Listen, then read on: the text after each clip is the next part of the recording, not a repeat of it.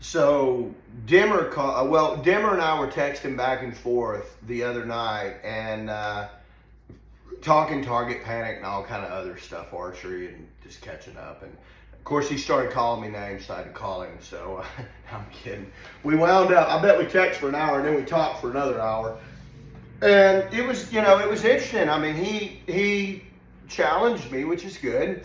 And he said, hey, the biggest part of yours is ego, and pride. And that's bitter medicine, but it's true to a degree. I don't hide from that. I think I'm very open and willing to be vulnerable. I'm doing this. I've gone to people who I wouldn't normally go to and ask, for ideas and stuff. But yeah, I did a lot of thinking about it. So 2010, I started winning a lot. 2009, I was winning some tournaments. 2010, I started winning pretty much everything local, and just I was shooting well. 2011, I moved to Virginia to go to the War College, and I shot with Paul Vogel every day. I mean, every day we shot hard, and so we were pushing each other. I won IBO Worlds that year. I won Mid-Atlantics. I won the Eastern US Archery deal, and then I think I was second in USA Archery Nationals that year.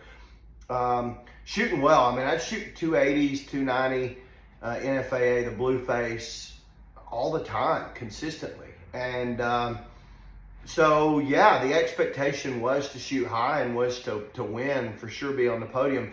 I had shot fairly well through the years. I'd been on, I think I was third in the primitive class at IBO Worlds one year.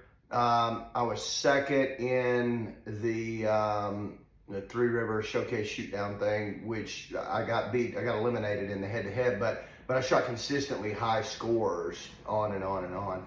And that year I won Mid-Atlantics, and the next shoot was NFAA Nationals. And I went to NFAA Nationals in Louisville with high expectations. And I thought, if I didn't screw it up, I could win it. And the very first end of the first day, the first round, the guy said, Archers, this round's for score. And I absolutely fell to pieces. Like, I'd never experienced target panic in my life. It was like a demon entered my body. It was horrible. I fell apart. I'd never had anything like that happen in my life. And I remember there was this guy there, and nice guy, meant well, but he's like, hey man, you've heard this a million times. All that matters is that you're having fun. And I remember looking at this guy, and I was not in a kidding mood. And I said, there ain't a damn thing fun about this. If it wouldn't look so bad on me, I would walk out of here. I'd go home right now. It was horrible, miserable. So that was my first experience. I managed to hold it together. It was 2012 or 13. I won the IFAA Indoor Worlds. I won it in barebow, and then I won it in the hunter class as well. And so I shot okay, and then it just started. I was able to manage it a bit, and then it just started to go downhill. So it got to where I was like, I'm not competing anymore. So I just hunted, and I left it alone. I thought I had patched it up and could handle it and was doing okay. And I went to Lancaster one year, a few years after that, and things were okay until I went to the practice round or the practice range. And I'll never forget, I shot it in, I went and got my arrows, I came back, and I turned around to shoot, and I heard something behind me. And I turned around and looked behind me, and there were like 25 people, and like 5 or 6 of them had cameras out filming me. Boom, right back. I fell to pieces.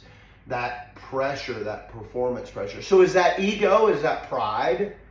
I have to shoot perfect. Rod had warned me about this before, because Rod had experienced it, saying, every shoot he went to, they'd go down to the practice bells and people would gather around. They just expect you to shoot a 10 every time on a 3D target. They expected every arrow to be in the gold. And if it wasn't, it was like, oh, see, he ain't that good or whatever. And so that pressure for performance was tough. It was really tough for me. And I shot horrible at Lancaster that year. And the only thing fun about it was the people. And so again, I walked away.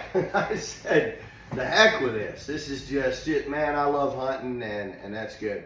So here I am again, trying to come through this. But this time, coming in with a very open mind of I'm going to try everything to try and fix this and try and come back with a realistic approach. Now, Dimmer's like, the other night he said, if you go there with the expectation of winning or making the shoot down or whatever, you're just setting yourself up for failure. And I've thought a lot about that because that's easy to say, but that's not who I am.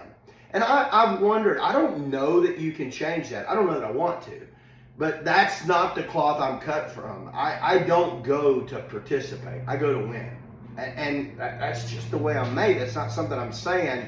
I was that way when I was a kid throwing rocks. I want to throw it further than you. I want to run faster than you. And that served me well in a lot of endeavors throughout my career.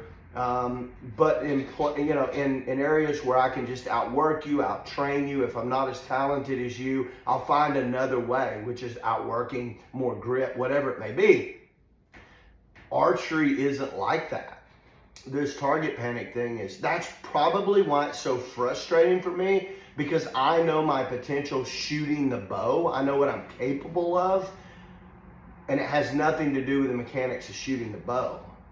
It's all in my head. And that makes it doubly frustrating. And so, hey, I've got a new approach, and that is, this so far, it's working fairly well to, say I got, the safety's on, I'm not shooting this arrow, get through that initial buildup of anxiety, and then I'm really focusing differently than I've ever before shooting, which is the thing I'm saying over and over in my head now is I'm on defense. Keep all thoughts out of my head. Anything other than the shot execute, keep it out of my head. No thoughts at all. Not just the anxiety or anything like that, but I mean just the dogs in the yard. I got to do a video tonight. I got to call this guy. Whatever it is, keep everything out of my head and total, complete submersion into the execution. So keep that out. And then once the safety's off, it's nothing but push to target, pull. So I'm really focusing on bow arm, because when I'm pushing to target and bow arms on, even if I screw this up a little bit, I'm shooting tight. And most folks do. So that's really the focus, and just trying to get clean back here, pulling through the shot. We'll see how it goes. We'll a day at a time.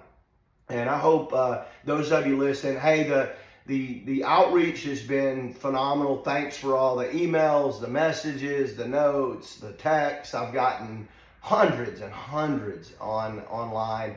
So I know that, this is, I don't know, I'm helping you come up with something in terms of the how, as I keep mentioning. Everybody knows what you need to do, but how, that's the struggle. But hopefully it's, number one, letting you know you're not alone. The vast majority of shooters, I believe, because that's how many people are freaking reaching out and or commenting that they've struggled with it for years, have it and are dealing with it. And hopefully some of these ideas will help you learn to manage it as well. Best of luck to you. Shoot them straight.